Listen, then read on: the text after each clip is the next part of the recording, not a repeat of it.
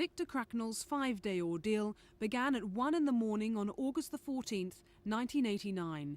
He was snatched at gunpoint from his former home here in the Surrey stockbroker belt by kidnapper Keith Rose, who'd forced his way into the house. Police footage shot after the abduction shows the main bedroom where Victor's wife Debbie was tied to the legs of a dresser after being forced to bind her husband's hands with a plastic tie. She was warned not to contact the police or her husband would be shot.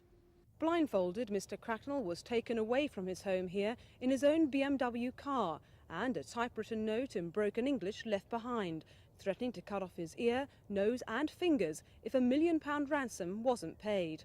Despite the warnings not to contact the police, Victor's wife, who managed to free herself, phoned her father-in-law and officers were called in. The next 5 days were a living hell for the Cracknells. Victor was being held here in a densely wooded area on the edge of Dartmoor, manacled, blindfolded, with this wire noose around his neck. Victor was told if he tried to escape, the noose would tighten and strangle him. He was also threatened with being tortured with this helmet linked up to a car battery. The voltage from it applied for any length of time could kill. Well, absolute fear. I didn't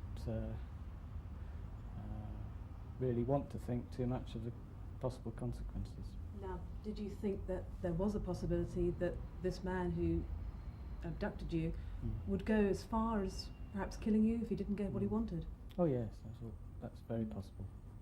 It was just a nightmare, really. I mean, we just, as I said earlier, we just had to carry on life as normal as possible. I mean, I've got 4 little boys, and one of them was a baby at the time, of only 7 months.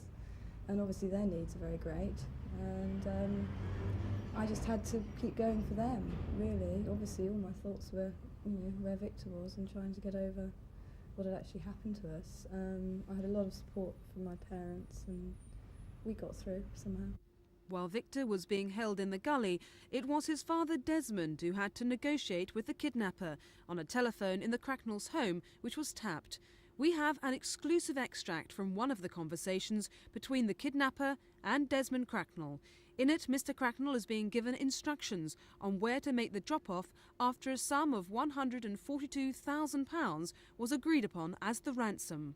It takes the A31 Farnham turning. Now that's called the Hopstack.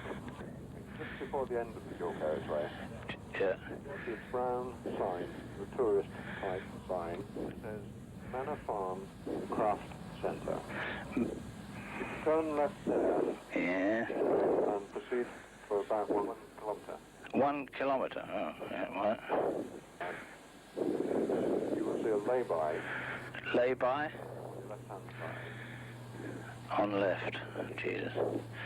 To get to that stage, though, it had been a slow process. On day 2 of the kidnap, things were moving slowly. The first call came from Rose at 3 p.m, 38 hours after Victor was snatched. 2 more calls reassuring the family that Victor was alive were made on day 3. And it was on day 4 that £142,000 deal was struck and the money handed over to the kidnapper. In all, 224 police were involved in Operation Tangerine, including men from the Metropolitan, Devon and Cornwall Police and the Regional Crime Squad. The incident room, set up at Surrey Police's headquarters in Guildford, kept up to date with any new leads on who and where the kidnapper was.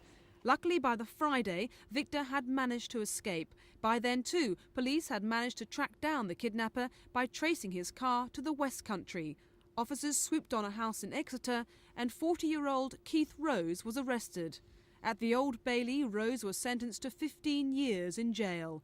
Passing sentence, Judge Pownall QC called him vicious, violent and dangerous. He said, "You were also evil, callous and warped." The Surrey Constabulary were responsible for the inquiry, but we had tremendous assistance from other police forces and it was teamwork that got the success in the end. You're going to hopefully live normal lives now. Do you think now you'll think that our lives were really worth living and I'm going to make sure I live every second to the full? Well, yes, we have to do that for the 4 little boys we've got. I mean, it's to them. I feel that way anyway. Yes, that's right, definitely. For the police, this was the most successful operation ever in the UK.